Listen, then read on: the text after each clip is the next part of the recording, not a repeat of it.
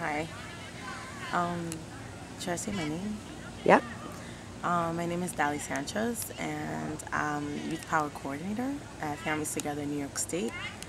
Um, I think that coming to the peer gathering is very important because it gives us all an opportunity to really connect with each other and be able to find what is our common goal.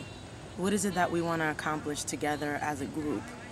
And it's very important to be on the same page about that, so that when we're out there and we're spreading our message, we don't have this disconnect, like obvious disconnection that nobody knows what they're doing or what they're talking about, and that shows weak, like makes us seem weak in the eyes of the community when we're not united on things. It's being united that makes change, and having a common purpose.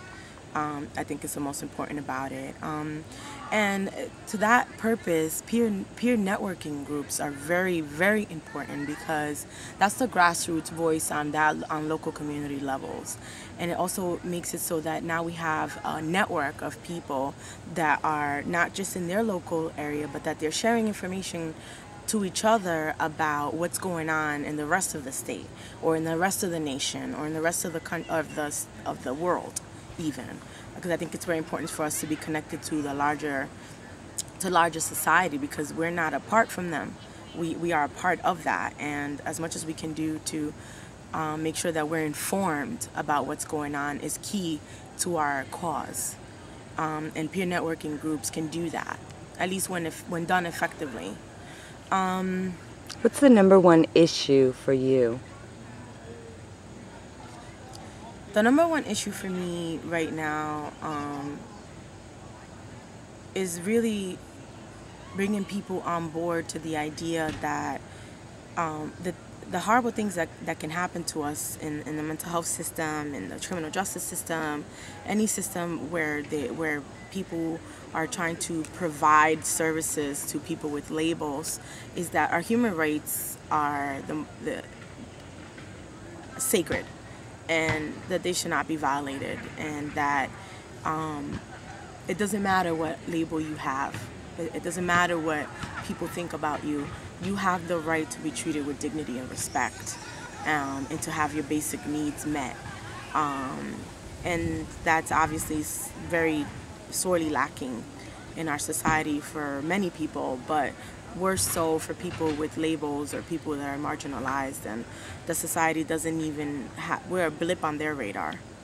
So that's one of the most important issues that I it's the issue actually for me. It's everything stems from that.